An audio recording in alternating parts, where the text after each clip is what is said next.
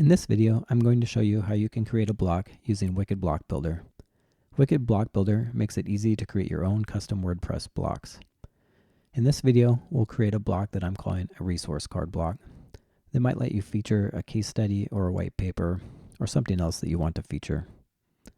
It will let you select an image, enter a title, a summary, and add a button. Let's get started. After installing Wicked Block Builder, you can add a new block by going to Wicked Block Builder and clicking Add New.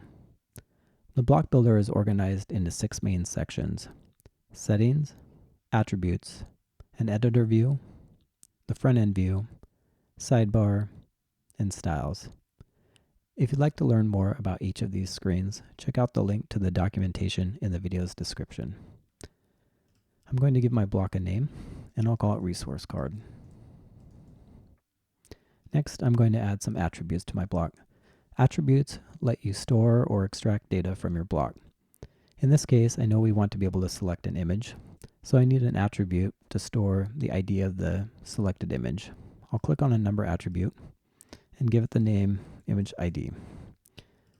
We also need attributes for our title, the summary,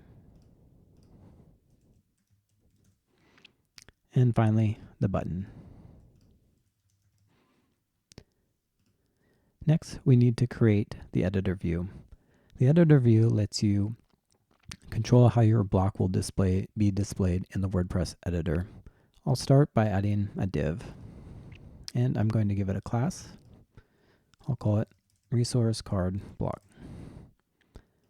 Next, I'll add an image component so we can select an image. Components use attributes to store their values. So in this case, I'll select the image ID attribute that we created earlier to store the ID of the image that was selected. I'm going to add a rich text component for our title. I'll give it some placeholder text so it's a little bit more obvious what needs to be entered into the field. Next, I'll add a rich text component for our summary. And I'll give it a class so that we can style it.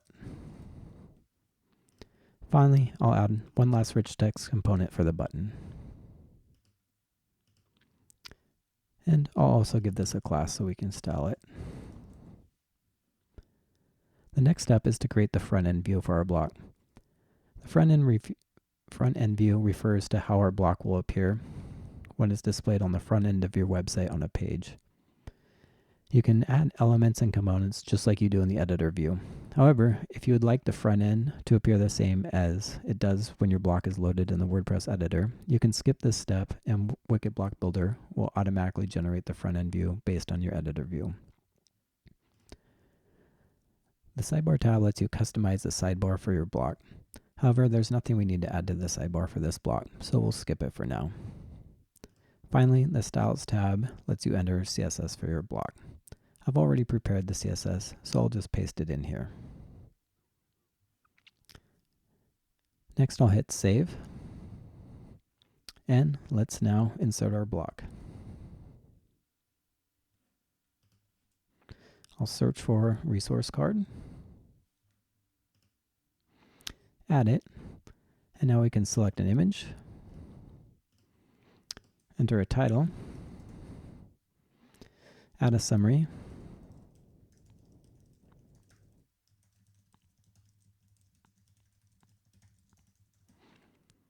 and finally add a button.